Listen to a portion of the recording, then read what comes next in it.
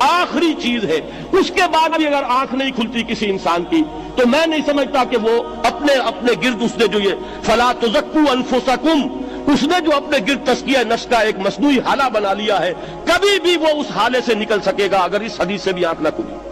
اور وہ حدیث کیا ہے؟ مولانا اشرف علی تھانوی نے اس کو اپنے جو خطبات جمعہ ہیں ان میں نقل کیا ہے، بیہقی کی روایت ہے۔ اوحى اللہ عز وجل الى جبرائیل علیہ الصلوۃ والسلام ان اقلب مدینۃ کذا وکذا باہلھا، اللہ نے حکم دیا حضرت جبرائیل کو فلاں فلاں بستیوں کو الٹ دو اس کے رہنے والوں سمیت۔ قال فقال،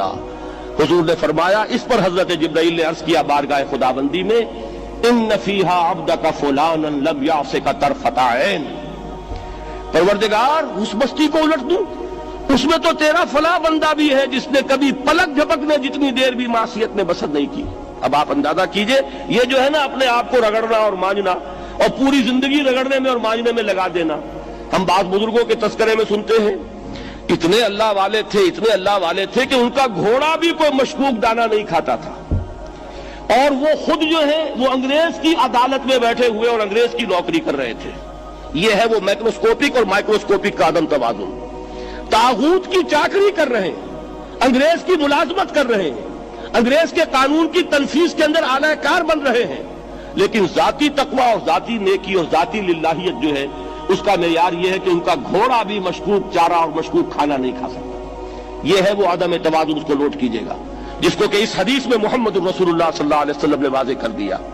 کہ حضرت جبرائیل عرض کرتے ہیں کہ اللہ فلاں بستی کو الٹ دوں،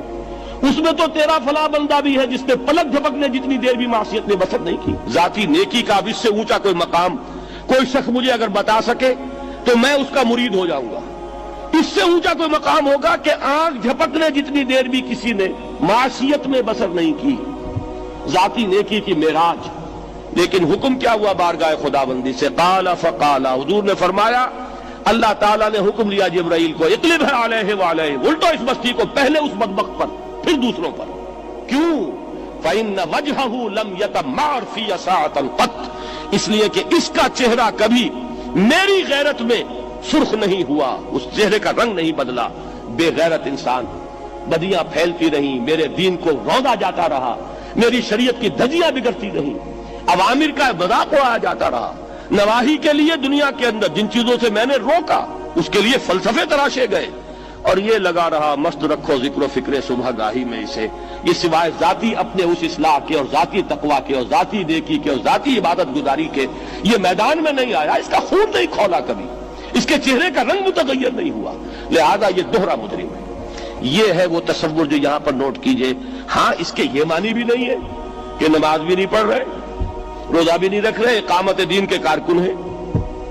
فرض نماز آ گئی ہے وہ چلی جا رہی ہے، جماعت کا کوئی اہتمام نہیں ہے۔ اب یہ دو انتہائیں ہیں، ایک انتہا یہ کہ وہ تزکیہ نفس جو ہے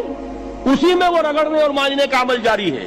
ایک یہ کہ اس کا سرے سے کوئی تعلق ہی نہیں، اپنی ذات سے بحث ہی نہیں۔ وہ کیفیت وہ ہو گئی ہے جو یہود کی آئی ہے قرآن مجید میں کہ تامرون الناس بالبر وتنسون انفسکم وانتم تتلون الکتاب، کیا تم لوگوں کو نیکی کا حکم دیتے اور اپنے آپ کو بھول جاتے ہو؟ یہ دوسری انتہا ہے۔ پھر وہی بات عرض کروں گا، وہی بال سے زیادہ باریک اور تلوار کی دھار سے زیادہ تیز راستہ ہے جس پہ چلنا ہوگا کہ نہ یہ ہو کہ وہ مبالغہ ہو رہا ہو، اپنی ذاتی اصلاح میں تو مبالغہ کی حد تک آگے جا رہے ہیں، اور دوسرے یہ کہ اپنے دین کی تبلیغ و اشاعت، اقامت دین کی جدوجہد، اس کا کھانا ہی نہیں کھولا زندگی میں، وہ کھاتا ہی نہیں کھلا۔